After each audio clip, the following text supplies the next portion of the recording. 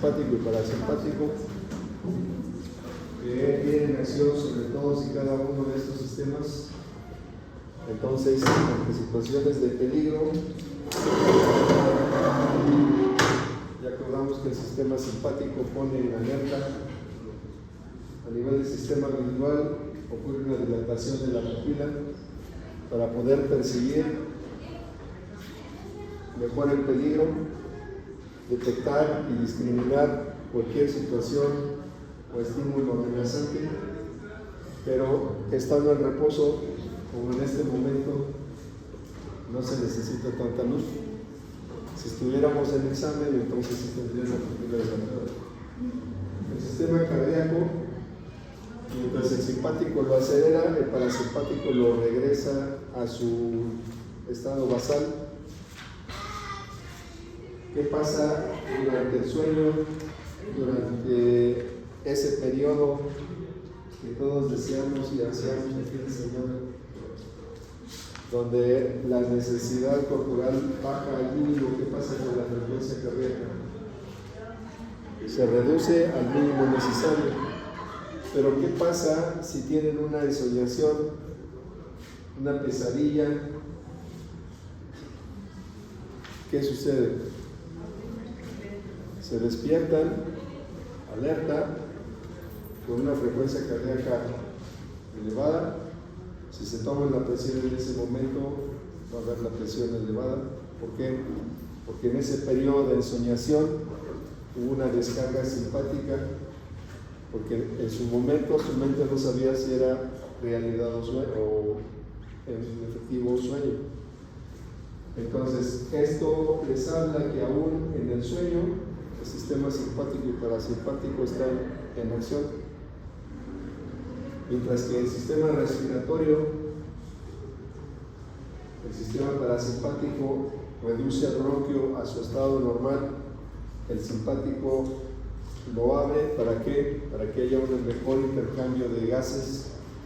El sistema digestivo, pues, que tiene que ver con el gasto energético, que va a ser reducir la circulación esplácnica, aumentar la circulación a nivel de hígado, hacer la gluconeogénesis para generar glucosa desde el interior, mientras que el sistema excretor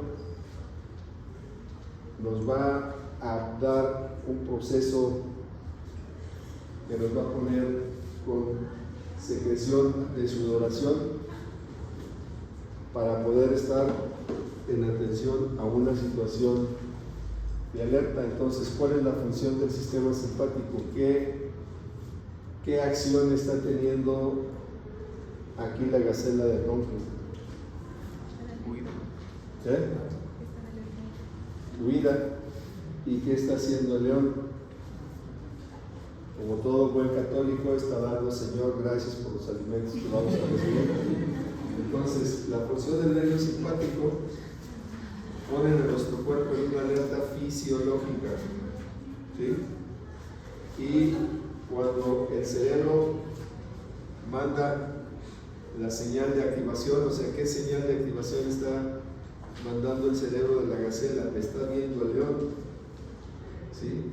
Y a lo mejor este león ya comió y no tiene apetito, solamente está viendo a la gacela, no se la va a comer, está satisfecho, ¿sí? Pero eso no lo sabe la gacela. Ella ve la amenaza y su organismo va a responder, ¿sí? Entonces, la glándula suprarrenal va a liberar esta sustancia, adrenalina, que va a activar el sistema simpático y produce todo esto, ¿sí? Mientras que el sistema parasimpático, aquí la leona ya tiene su sagrado alimento, es responsable de regresar a un estado de reposo a todos los órganos que fueron activados por la acción del simpático. Y ahora vamos en el caso del león. Él va a cazar a la presa, entra en un estado de alerta, no de que él vaya a ser el dañado, sino lo prepara para que físicamente pueda correr y atrapar a la gacela. ¿Sí? Una vez que tiene su presa, a lo mejor tendrá que defenderla de otros depredadores. En África, pues obviamente de las hienas. Pero entonces queda claro: simpático activa, parasimpático relaja. ¿Y cómo se lleva a cabo esto? Bueno, el sistema nervioso autónomo, simpático y parasimpático, ambos los tenemos preganglionar y postganglionar, y el simpático es el único que trabaja con noradrenalina, parasimpático con acetilcolina, y las fibras preganglionares del simpático con acetilcolina también. ¿Sí? Son los neurotransmisores. Entonces, gracias a la liberación de estos transmisores es como se ejecuta la acción. Esta diapositiva ya se las había pasado. Entonces, la cadena simpática, si estamos a nivel de médula, ¿qué sistema será? Toracolumbar o cráneo sacro.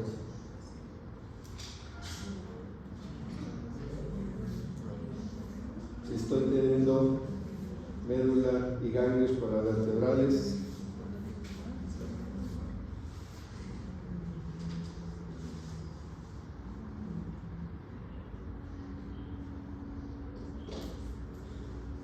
¿sí? Recuerden, el sistema simpático toracolumbar va de médula, ganglios paravertebrales y la información al órgano blanco o destino final. Entonces, en una vista anterior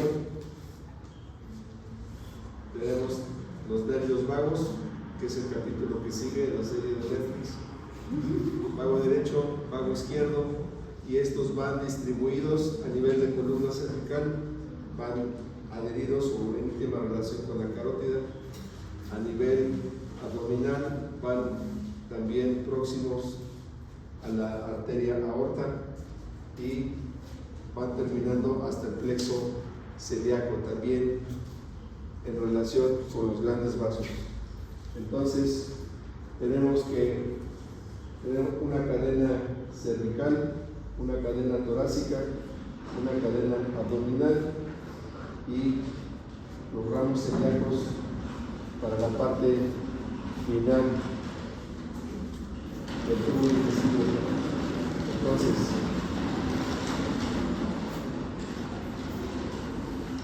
van a existir plexos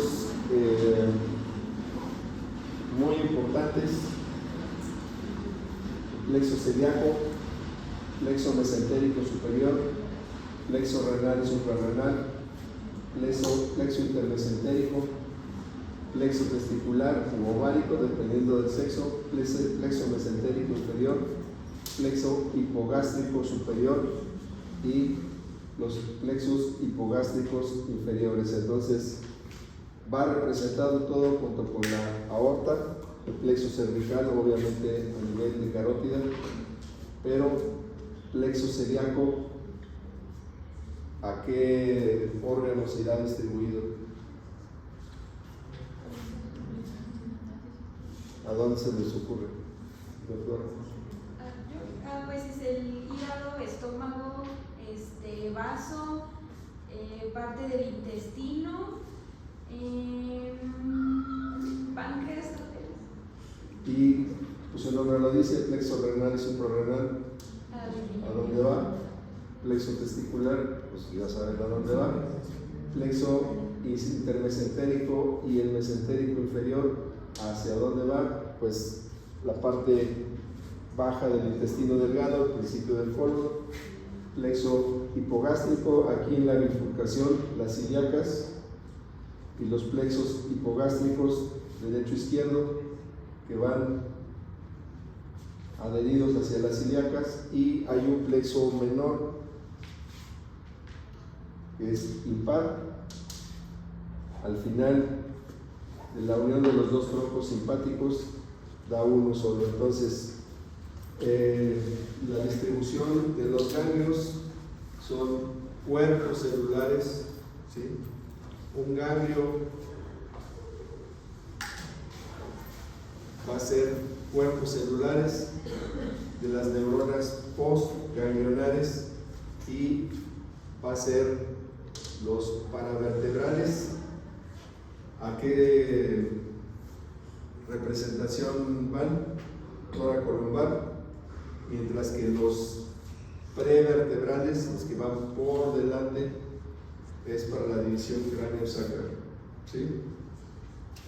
Entonces, los paravertebrales, que van obviamente a un lado, están conectados independientes. Se acuerden que van comunicando con el de arriba, con el de abajo y con su mismo nivel. Y los ganglios son específicamente el lugar donde las fibras pre se conectan con las postganglionares, y estos troncos se extienden a lo largo de toda la columna, pero al lado. Y los ganglios prevertebrales o ganglios esplágnicos van a las vísceras, ¿sí? Entonces, se encuentran en la cavidad abdominal, alrededor del origen de las principales ramos de la aorta. Entonces, los prevertebrales son agrupaciones alrededor del plexo prevertebral y llevan esta determinación. Plexo celíaco, creo que es el más importante, muy conocido del box, cuando le dicen le pegó en el plexo solar, ¿sí? Entonces, a eso representa. Entonces, específicamente para las glándulas suprarrenales, que tienen una función muy importante por la liberación de adrenalina y noradrenalina, se consideran como una excepción a la regla. En todos los cuerpos, de todos los órganos del cuerpo, las fibras postganglionares se hacen sinapsis y liberan norepinefrina para su regulación. En el caso de las suprarrenales, las fibras, los axones son proyectados directamente sobre las células de la médula sin sinapsis. Es la única diferencia. Las células por sí solas hacen la función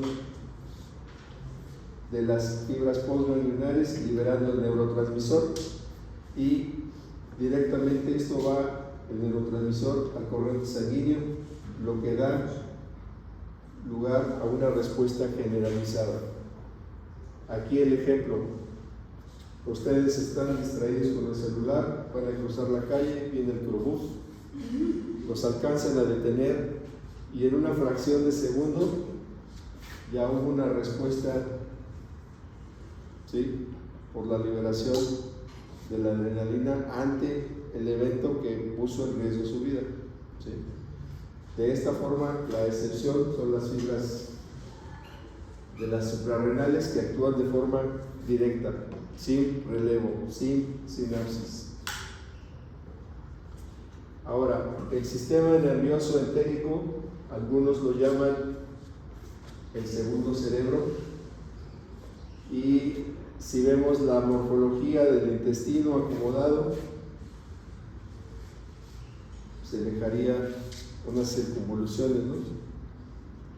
Pero no lo llaman el segundo cerebro por ese aspecto, sino por la función. Entonces, las neuronas que se encuentran en el sistema nervioso entérico es un circuito que consta de pocos elementos celulares. Una neurona sensitiva, que de forma directa o de forma indirecta se comunica con una neurona motora, con una salida excitatoria o inhibitoria, ¿sí? Este circuito se repite para formar el plexo, y estas neuronas neuroentéricas van a dar función o inervación en diferentes puntos para mezclarse dentro de los ganglios. ¿Dónde se encuentra este tipo de fibras? El plexo nervioso de Meissner y de Auerbach, ¿sí? Ahí es donde se encuentra la función simpática y del sistema autónomo dentro del intestino. Y aquí tenemos un corte histológico, tenemos la mucosa, la submucosa y la capa muscular. Entonces, la ubicación del plexo de Auerbach está en la submucosa y el plexo de Meissner se encuentra a nivel de la muscular, ¿sí? Entonces, de aquí, una neurona sensitiva que hace neurosinapsis con una neurona motora. El plexo de Meissner tiene la función de referencia sobre el músculo y la neurona del plexo de Auerbach tiene la función sensitiva. ¿De acuerdo? Entonces, si hacemos un corte axial del intestino, tenemos el mesenterio que recubre a la fibra, al tubo digestivo, dentro del mesenterio los vasos sanguíneos, y entonces tenemos la capa serosa, la capa muscular, la capa submucosa y aquí la luz del intestino. Entonces esta luz del intestino va a estar funcionando, contrayéndose, moviéndose de acuerdo a los estímulos que está recibiendo por el bolo alimenticio que vaya dentro del intestino. Entonces, el plexo de Meissner se encuentra desarrollado en el intestino delgado y colon principalmente, regula digestión, absorción a nivel de la mucosa y de los vasos sanguíneos. Entonces el bolo alimenticio va dentro de la luz del intestino, ya actuó jugo biliar, jugo pancreático, jugo de naranja, jugo de limón. ¿Y qué empieza a suceder? La degradación de los alimentos, el desdoblamiento de las proteínas, de aminoácidos, de fibra, de todo, y empieza a ocurrir un fenómeno de absorción que entra a nivel de la circulación vía mesentérica para llevarla al sistema porta y después al hígado. Entonces es una red continua que viene desde el esófago hasta el esfínter anal, ¿sí? Pero el esfínter anal externo está localizada en la submucosa, se ocupa de la regulación, secreción de hormonas, enzimas y sustancias secretadas por el tubo digestivo para realizar el proceso de la digestión. Mientras que el plexo mientérico de Auerbach igual se encuentra en todo el tubo digestivo, coordina la actividad de las capas musculares, ¿sí? Se ubica entre la capa muscular circular y longitudinal del intestino, es menor a nivel de estómago y esófago, pero muy abundante en el intestino y ya muy pocas fibras hacia el canal rectoanal. Se encarga de los movimientos intrínsecos gastrointestinales. A ver, ¿qué sucede cuando hay una dilatación brusca del esófago? Puede llegar el paciente a urgencias semejante un dolor cardíaco, ¿sí? ¿Por qué? Tenemos sistema autónomo dentro del esófago y una dilatación brusca de la musculatura del esófago nos va a dar lo que se conoce como una respuesta vagal, ¿sí? Entonces, cuando les llegue un paciente al área de urgencias, ese es otro tipo de diagnóstico que tendrán que descartar.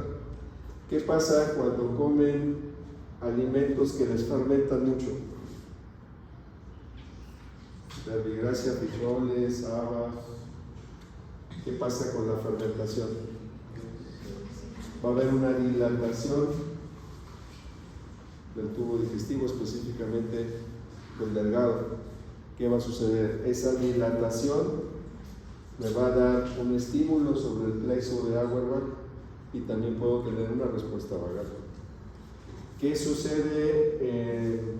Ahorita está muy de moda que los lavados colónicos y ¿qué es lo que hacen? Bueno, introducir por el ano una sustancia, hacen una lavativa, pero esa distensión brusca del colon puede dar lugar ¿a qué? A una respuesta vagal.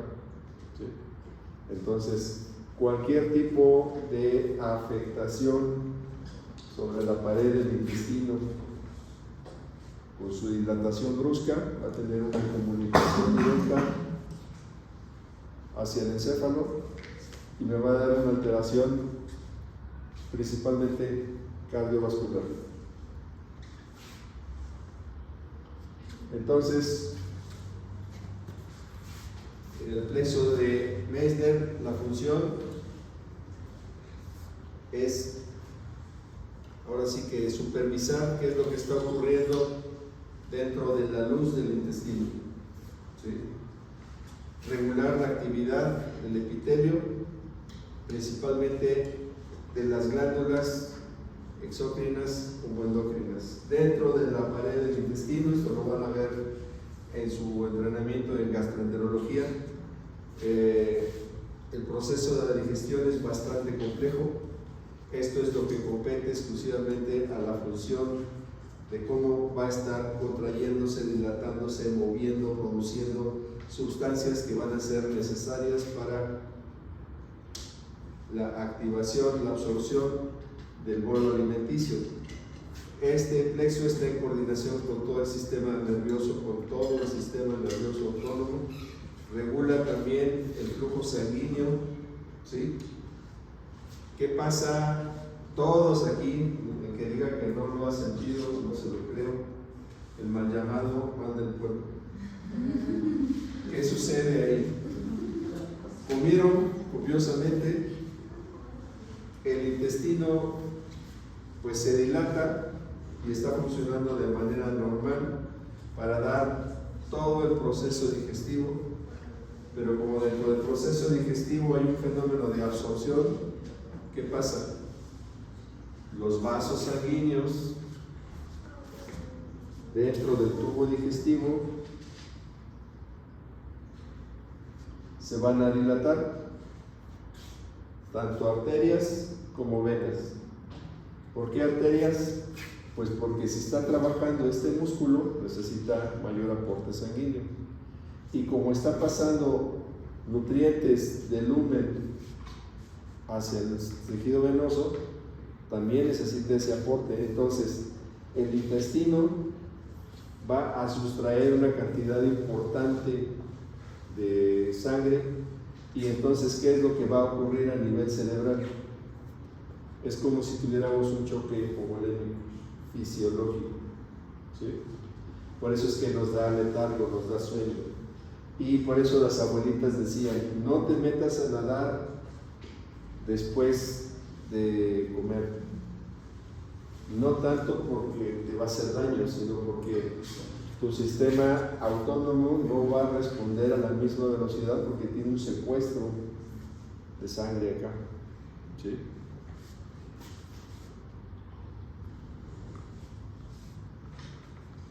Entonces, a manera de resumen, el sistema nervioso entérico determina los patrones de movimiento del tubo digestivo. ¿Qué pasa cuando hay diarrea? ¿Qué es la diarrea? ¿O por qué ocurre la diarrea? Ustedes comen un alimento, pasa por todo el tubo digestivo, va absorbiéndose todos los nutrientes, todo lo que haya, pasa al colon y va muy deshidratado ya el bolo alimenticio, ¿sí? Pero ¿qué pasa si lo que comimos estimula los sensores submucosos, irrita, ¿sí? O es una toxina, y el movimiento del intestino se acelera? No da tiempo a que se absorba. Aparte, va a haber, como hay algo que está irritando adentro, va a haber una producción intraluminal mayor de agua, o sea, va a sustraer agua del cuerpo para meterla aquí, por decir, lavar, y de esta forma va a salir una evacuación líquida. ¿Y qué es lo que está pasando? ¿Qué es lo que sucede en una diarrea continua? El paciente se deshidrata, ¿sí? Porque el intestino está jalando agua para lavar, tratar de eliminar eso que lo está irritando. Y eso es de forma autónoma, ¿sí?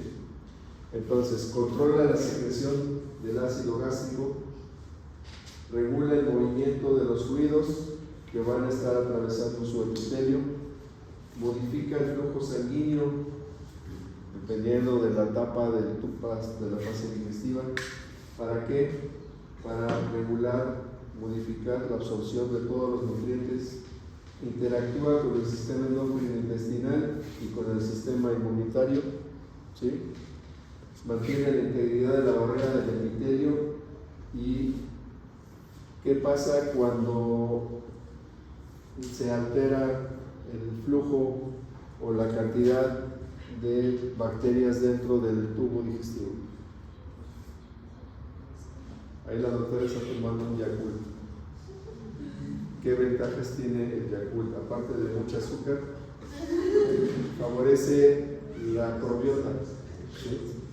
Entonces, cuando tenemos un intestino donde predomina la probiota, esto es la flora bacteriana normal, vamos a tener tanto un proceso digestivo más funcional, vamos a encontrarnos con una mejor condición. ¿Qué pasa con una persona que lleva 4 días sin poder evacuar el intestino? ¿Qué es lo que sucede? Dentro del colon, aparte del residuo que hay, una cantidad impresionante de bacterias. Entonces, si no puedo evacuar, ¿qué pasa si se les tapa el caño de la tarja de la cocina? Y ustedes siguen lavando trastes y ¿qué pasa? Pues se hace un cochinero, ¿no? Pues igual en el intestino. Si hay una alteración en la función del intestino, la cantidad de bacterias del colon empiezan a proliferar, las toxinas empiezan a pasar al torrente sanguíneo y empieza a haber una repercusión sistémica, ¿sí? Entonces, ¿qué es lo recomendable? Mantenerse constantemente ingiriendo probióticos para que esas bacterias saludables nos ayudan al proceso de la digestión. ¿Qué es lo que hace que tengamos un alimento y haya una distensión, una mayor proliferación de gas? ¿Qué significa eso? Que nuestra flora intestinal está invertida, el proceso de putrefacción del alimento está invertido, la descomposición está alterada y por eso tengo esa distensión, ¿sí? Que se va a repercutir en que pues, gases tanto eructos como por abajo. Entonces, una función inadecuada del sistema nervioso neuroentérico se va a relacionar con neuropatías, pero que van a afectar el control y el movimiento del fluido mucoso, del movimiento del intestino, y esto se refleja en padecimientos del colon y tracto digestivo. Hace muchos años, para tratar la úlcera, se hacía una sección del nervio vago a nivel de cardias, era la vagotomía troncular. Pero ¿qué pasa si nada más se hacía la vagotomía? El píloro se contraía. ¿Y qué sucedía? Pues no pasa, ¿sí? Entonces se hacía la sección del nervio vago a nivel del tronco del esófago y se hacía una denervación del píloro y se abría el esfínter para que saliera el alimento.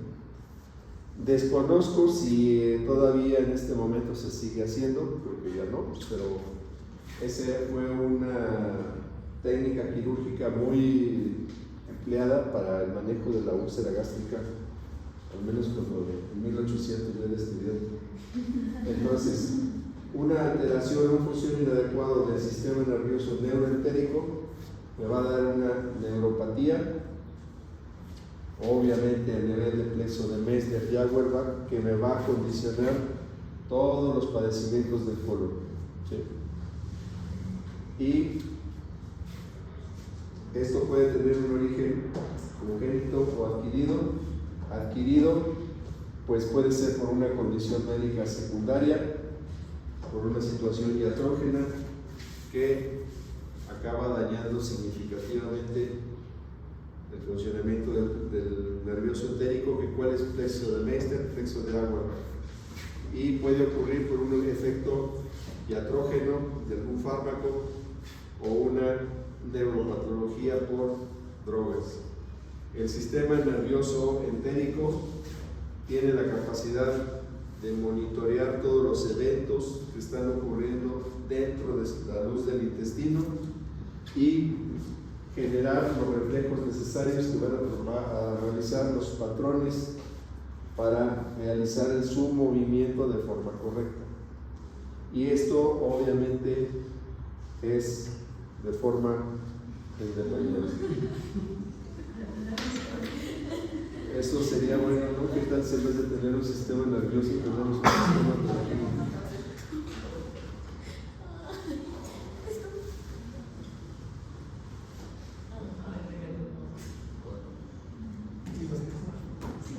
Bueno, vamos a seguir con el 10º nervio craneal.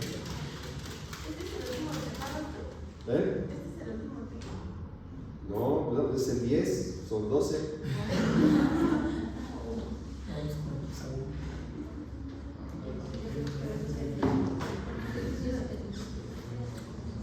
Entonces, el 10º nervio craneal, un nervio neumogástrico o vago, es el que tiene el trayecto más largo extracraneal de todos los nervios craneales. Como ya vimos en la plática anterior, se distribuye hasta la región celíaca. Entonces, este señor Kevin Tracy, de este Instituto de Investigación, hace esta definición del nervio vago. Es como una gran y crítica autopista, ¿sí? Imaginen la México-Querétaro, la cantidad de flujo que tiene, o como un cable ya no de teléfono, de Wi-Fi transatlántico, con miles y miles y miles de fibras dentro.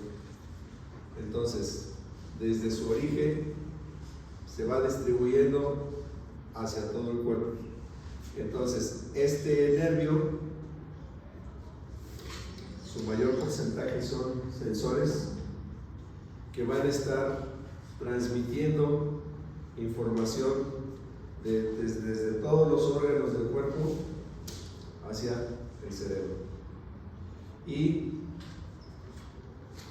como ya vimos, transporta información del sistema nervioso autónomo, y esa determinación del señor Tracy de que es un sistema de telefonía muy grande lleno de sensores. Ahora, imaginen un automóvil de la actualidad que tiene muchas ayudas y tiene muchos sensores.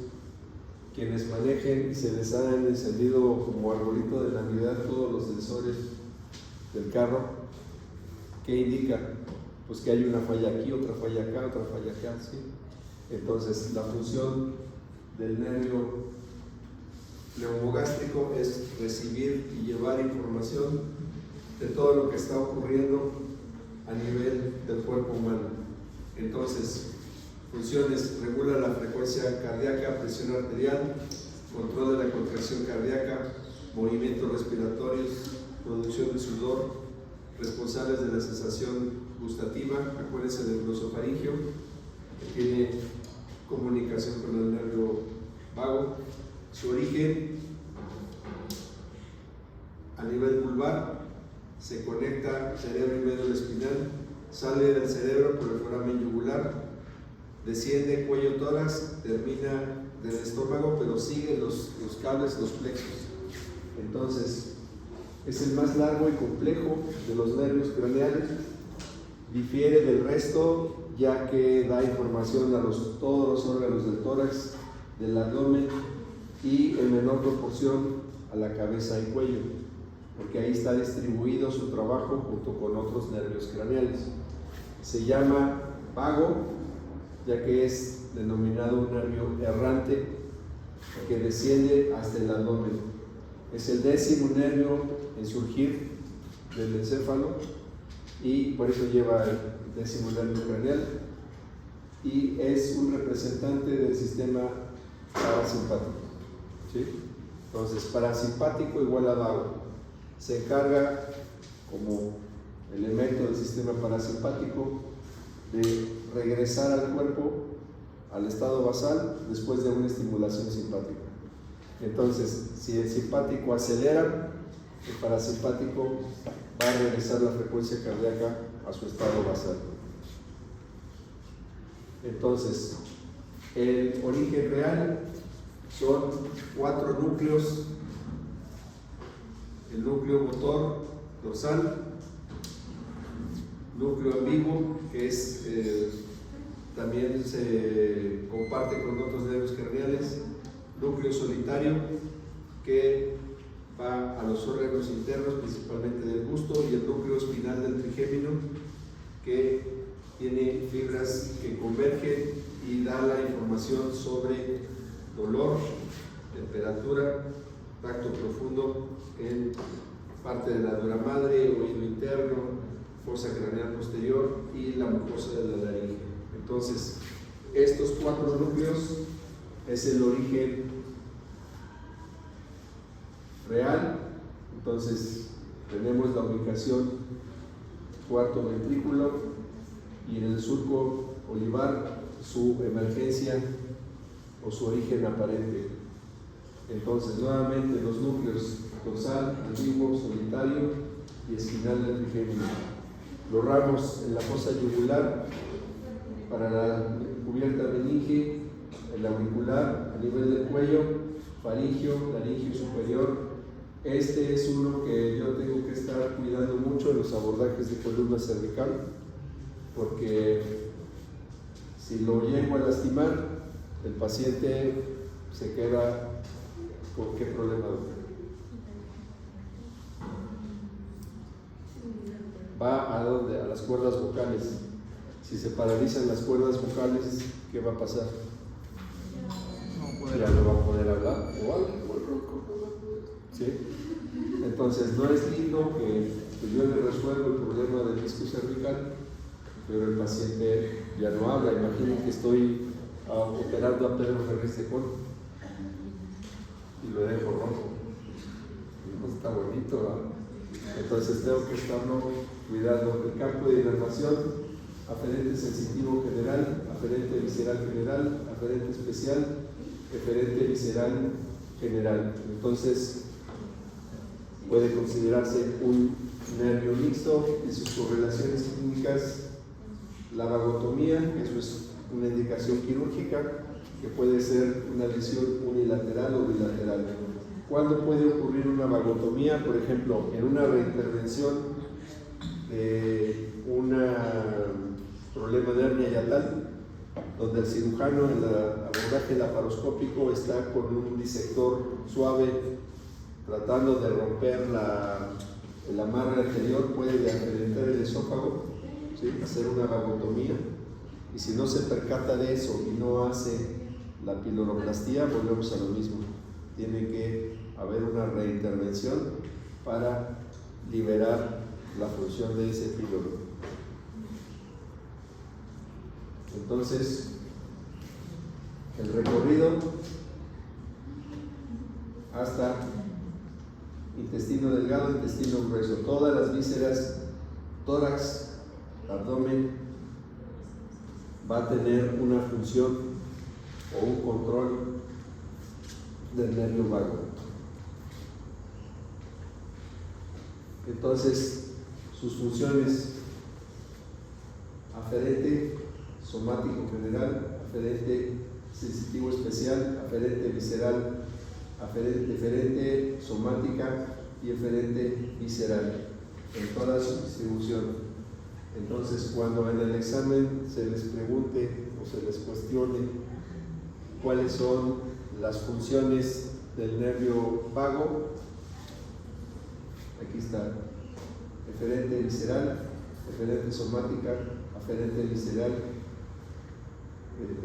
aferente sensorial especial. Si es sensorial, es aferente, ¿sí? Si es motor, es eferente, recuerden. Entonces, fibras aferentes generales. Y el nervio décimo sale del encéfalo desde el bulbo raquídeo en el tronco encefálico, tiene un trayecto cisternal muy corto, surge de una serie de raíces a un lado de las olivas vulvares y el pedúnculo cerebroso inferior, viaja por un lado para salir a través del foramen yugular.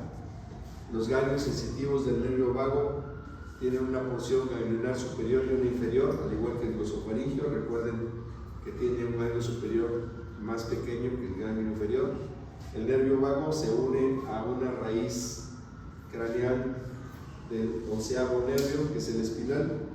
Entonces va a tener una comunicación con el glosofaringio y va a tener una comunicación directa con el espinal, ¿sí? Desciende por el cuello entre la carótida y la yugular interna, que es exactamente donde yo entro para la cirugía, dentro de la vaina carotidia. Entonces, ¿qué es lo que tengo que hacer? Identificar la carótida y no denudarla, o sea, identifico y la muevo, y ahí llevo el nervio junto con la arteria. Si yo me pongo a pelar esa arteria, corro el riesgo de lesionar esa rama del neumogástrico. En la base del cuello ingresa el tórax y el nervio izquierdo y derecho se van por caminos diferentes. A partir de este punto, el vago izquierdo va anterior al arco aórtico, detrás del bronquio principal, y el vago derecho viaja por detrás del esófago y el bronquio principal del lado derecho. Entonces, entrando el tórax, se divorcian y se va cada quien de su lado y ya no se vuelven a ver ni en el juzgado. Entonces, recuerden la ubicación que tiene en el foramen yugular, el glosofaringio, el décimo y el 11º. Entonces, nace de las raicillas que emergen en el bulbo, sale del foramen yugular junto con el glosofaringio y el espinal, tiene un ganglio superior sensitivo y un ganglio inferior sensitivo visceral, y en este nivel las conexiones que ya comenté con el glosofaringio y con el espinal. Esto es a nivel del foramen yugular. Entonces, recuerden, nervio vago es parasimpático, entonces tiene comunicación para dar los reflejos pupilares a través del glosofaringio con las glándulas salivales, va descendiendo corazón, bronquios, pulmón, vísceras, hígado, y también tiene fibras que estimulan la función vesical. Entonces, como dijo este personaje, es una vía bastante compleja, ¿sí? Por ahí vi una vez que recordemos que somos una entidad gobernada por un monstruo de fideos. Entonces, si las fibras del nervio vago son sensores, imagínense que están distribuidos en una forma de esta naturaleza, tal cual este esquema, por todas las partes del cuerpo. Los ramos que da a nivel de la fosa yugular el ramo meningio y el ramo auricular. El ramo meningio, como su nombre lo indica, va a regresar al cráneo a través del mismo foramen yugular para dar la información sobre la cubierta meningia de la fosa posterior, y el ramo auricular o nervio de Arnold surge del ganglio superior, vuelve a entrar a la porción lateral del foramen yugular y vuelve a salir a través de la fisura del tímpano en el hueso temporal para llegar a inervar la piel. Entonces, estas dos ramas que da en la fosa yugular emergen del ganglio y vuelven a entrar al cráneo, ¿sí? Se regresan. En esta disección a nivel del cuello tenemos el seno sigmoideo, la vena yugular, aquí sería el foramen yugular, y el ganglio superior, el nervio vago. Entonces aquí estaríamos más o menos a nivel de C4. Aquí está el foramen magno, aquí sería como C3, C4. No, un poquito más. Aquí está definida la rama cervical de C3 y C4. Bueno, está la faringe y vean la distribución que tiene a nivel del cuello. Entonces recuerden que entrando a tórax, cada uno de los troncos, derecho e izquierdo, va a tomar un camino diferente, ¿sí? El nervio vago izquierdo va anterior al arco aórtico y el vago derecho va por detrás del esófago, ¿sí?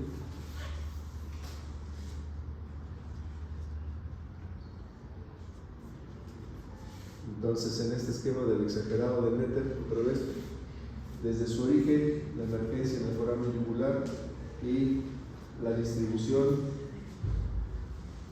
a todo el cuerpo, pero yo creo que la diapositiva del examen va a ser esta, para que hagan el mapa y digan dónde está cada fibra.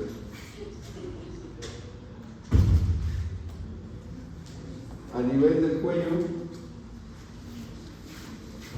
va a dar el ramo faringio, que surge del ganglio inferior del nervio vago.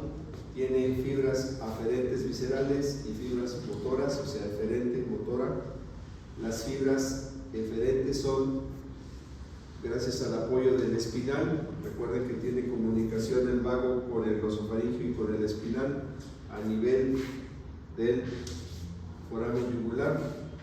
Ahí los filamentos del ramo faringio van a formar un plexo junto con el glosofaringio, que es el noveno, para dar los ramos del laringio externo y las fibras del plexo o ganglio superior cervical. Este es el llamado plexo faringio, que va, como su nombre lo dice, a todos los músculos constrictores y facilitadores de la deglución.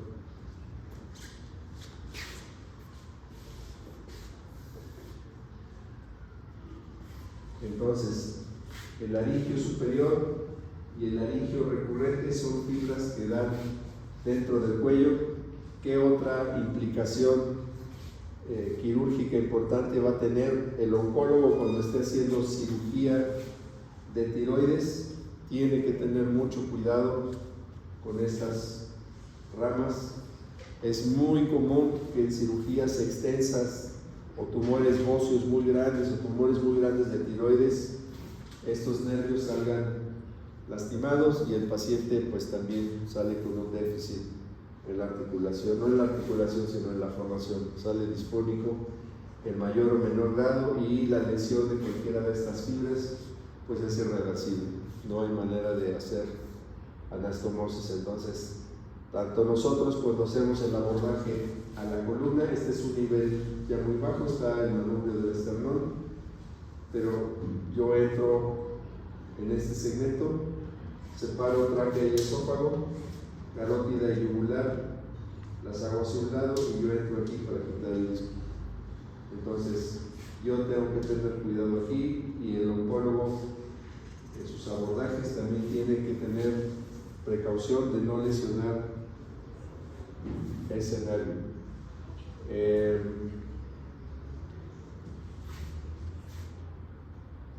Por eso es como redundar, pero bueno, son 4 sus núcleos y 5 tipos de fibra. Es parasimpático, se conoce como vago porque hace una distribución en todo el cuerpo, surge en el surco lateral del bulbo, avanza hacia el foramen yugular, eso ya lo vimos, partiendo del bulbo a través del foramen yugular desciende hacia el tórax, ya vimos que se divide de forma diferente derecho-izquierdo y interactúa con el sistema inmunológico, con el sistema central, cumple funciones motoras en laringe, diafragma, estómago y corazón. Esta es la última diapositiva de hoy. El vago en el mediastino, vean esta disección. Desafortunadamente, al darle mucho zoom, pues se pierde la definición, pero tenemos el callado aórtico y cómo va la distribución de los nervios y ya su forma adherida a la cara anterior de la arteria aorta. Bueno, nos vemos mañana para continuar.